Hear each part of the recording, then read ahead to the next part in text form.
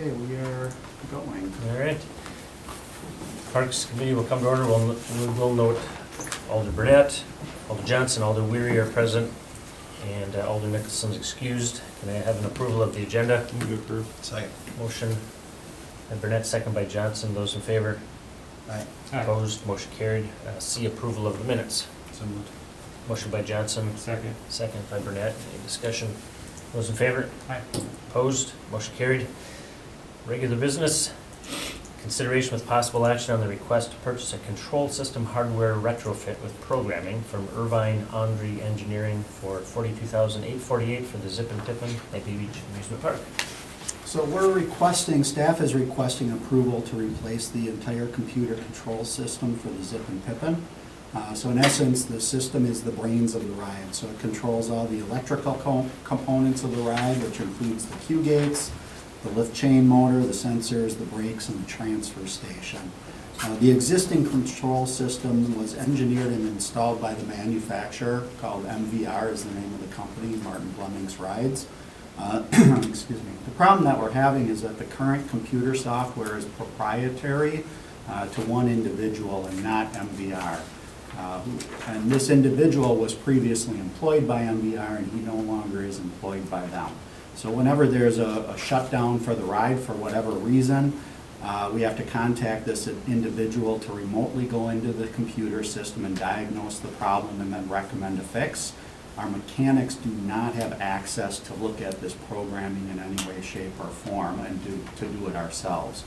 So there is one single individual who can do the work, and we're at the mercy of his timeline and his schedule for when he can fit it into his priorities.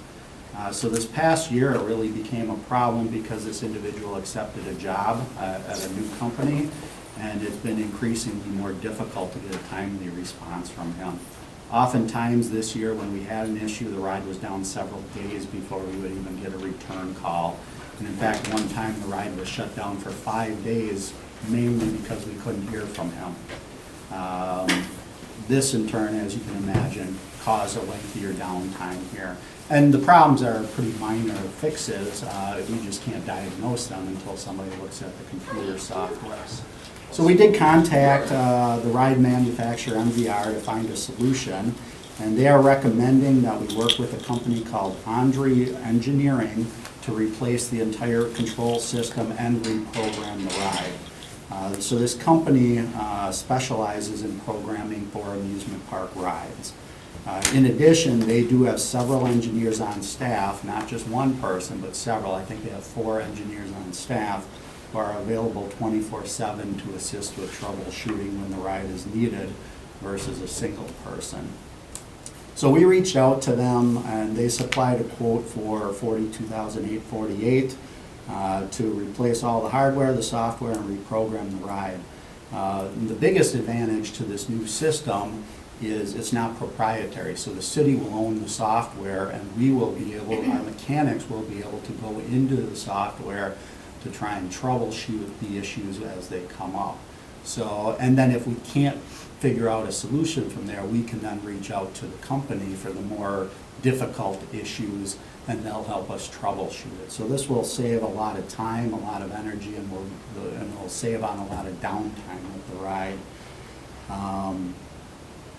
So, and then after doing a little bit more research on this issue, we did find out that in order for the manufacturer, MVR, to approve this fix, they will have to sign off on the repair.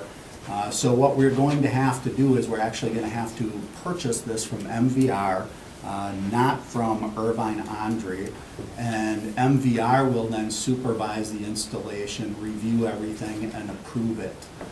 So there is an additional fee for their services, but it's required in order to get all the documented paperwork in place for us to get state approval.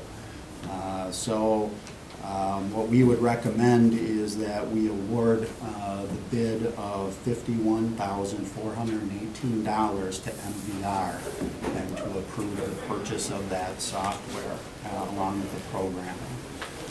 So this is a single source purchase. because we have to go through the ride manufacturer on this. We can't quote it out to individual firms. So whichever company they want to go with and they feel comfortable with is who we have to go with. They have worked with this firm before to reprogram several other rides that they've done in the past, very similar to what we're doing, and the other individuals are having similar problems as we are. So we would recommend that you approve purchasing it. Thanks, Ricker. Alder Burnett? Yeah, Dan, Yeah, the agenda item says 42,848. correct. So That is was plus plus the MVR fee on top of that. So when I put the agenda out, I wasn't aware that MVR had to be included in this process. I found that out after the agenda was submitted. the funding. The funding will come straight from our Bay Beach account. So every year in our operating account, our annual budget, we do have a ride repair account, where that's where we fix rides like this throughout the year. So we're gonna use our ride repair account from our 2020 Bay Beach budget. I mean, it makes sense that if the Zip and Pippin's down for 5 days and if it's getting increasingly difficult for this person to be available to repair it, that we are losing a lot of revenue when the ride is down. So I don't, financially it makes sense, although it seems to be a high amount. How did it get to that point though, that when when Zip and Pippin opened, that we limited our ability to fix it to now only one person? Originally, the person who created the program and the software for the ride, he was an employee of MVR. So they used him to program all of their rides because he was one of their employees. Whatever deal or whatever, however that was worked out with them, that software was proprietary to the individual, not to the company. So when he moved on elsewhere, the rights to that software went Was with the him. Parks Department aware of it at that time? How long ago was that? We were aware 5, of, 6 we years? were aware of that at the time when the ride opened in 2011. But because we had a ride manufacturer, so a company that designed and manufactured the ride, they put in the software that they felt was appropriate for the ride. And In that was just, hindsight, maybe it would have, in hindsight now, MVR, I believe, is contracting out with this company for all future rides, is what I've been told by MVR. right. I don't want to go too far in the past and say Mhm. a mistake was made, so I can't make that determination, but it's just kind of a shame that it came to this. It's like any other ride that we purchase from any manufacturer. You buy the software that comes with that ride. You don't get to pick and choose. It's kind of like when you buy a car, you get whatever computer system comes with that car. You can't shop that around and purchase a different computer system for your vehicle. Okay, fair enough. Thank you. Alder Johnson? I think maybe some of my concerns and questions echo a little bit of what Alder Burnett said. It just seems a little bit egregious. To incur a $51,000 expense to replace something that is fully functional because of a customer service issue. And so, in this particular instance, Dan, do you know when the patent expires? I do not know that offhand. In part why I'm asking, if this patent expires next year, almost might be worth it just to ride it out, and for a year to save $50,000. If it's, but the other piece, I guess that, and this is, Joanne, I'm catching you off guard on this, I know, but, a lot of times when an employee works for a company and develops a technology on behalf of the company owns the patent, not the individual. If we, as MVR just said, it's not ours, it's his. Yes, we have heard that from MVR. It just seems a little bit surprising to me that they don't have an arrangement with the employee to ensure that they maintain ownership of the technology. And so all I want to be sure of is if we move forward with this, that we don't find ourselves in another situation where MVR has a terrible arrangement with their staff in terms of who owns the rights to their technology. We're sitting here again. Well, in this case, Years from now. like I said, the ownership of the new software comes to the city. So there is no proprietary ownership with this new service that we're getting. Because we own the software, we have the capabilities to go into the software and diagnose it ourselves. And it clearly says that in the quote package, so. it's a different arrangement than what was previous in the other software. The other thing I do want to mention is our goal would be to try to get this implemented and installed prior to the new season. So it does take a while to program the ride, fly somebody out here to install the hardware and software to do it. Right now, if we approve it today, we can definitely meet the schedule of having it operational for the new season. If you want me to go back and get you more information, I'd be happy to do that, but I can't guarantee at that point that we'd be able to have this hardware and software completed with the installation in time.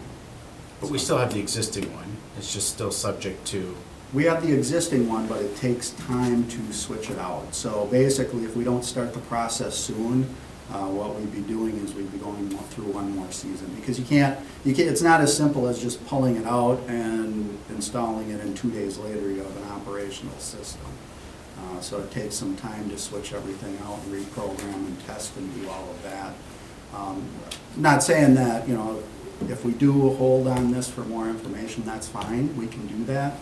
But the ride might be down for a couple of weeks or a couple of weekends in May in order to get it done in time. what kind of communication occurred with the individual who currently owns the patent to express our concern about lack of responsiveness? We've had conversations with him multiple times throughout this past year. It really became difficult when he accepted a new position or a new job.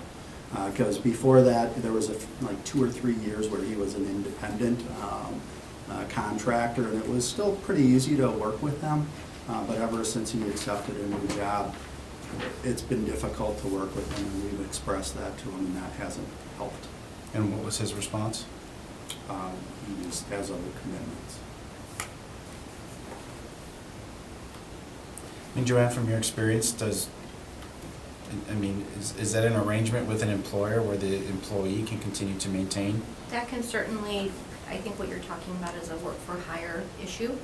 Typically, an employee that creates any kind of intellectual property interest while employed, it lies with the employer. However, they could have contracted around that, where the employee could retain his intellectual property rights to something that he created. That is a feasible option, so. Is there a quick and easy way to determine when the patent on this particular technology expires?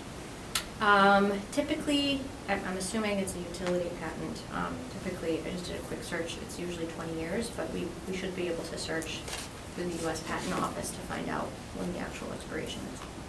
We may be able to get you a response by the council meeting. Yeah, I think that would be useful to have.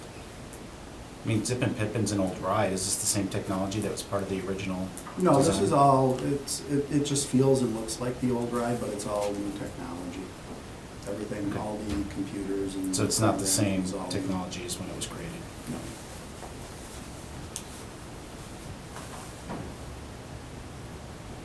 Anything else, Brian? Anything else, Alder Brennan?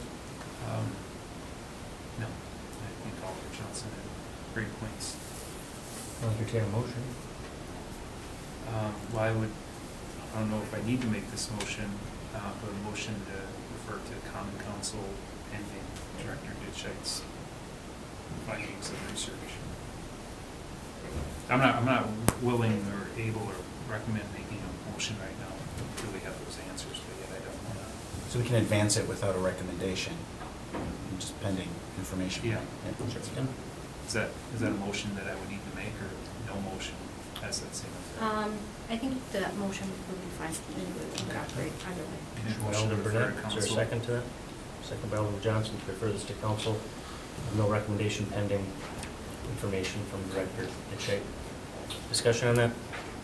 Favor? Aye. Opposed? Motion carried. All right. We are adjourned. How much do you have a director's report? Do you have anything for us? Just a today? couple of minor things here. So Ice rink, so now that it's getting colder, we'll be starting ice rink soon. We're still not there yet, but if weather cooperates with this cold spell, we'll be able to start them soon.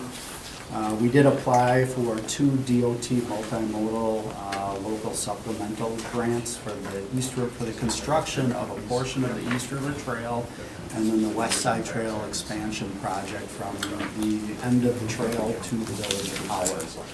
So these are 90% funded grants, and we'll keep you up to date if the grants are awarded.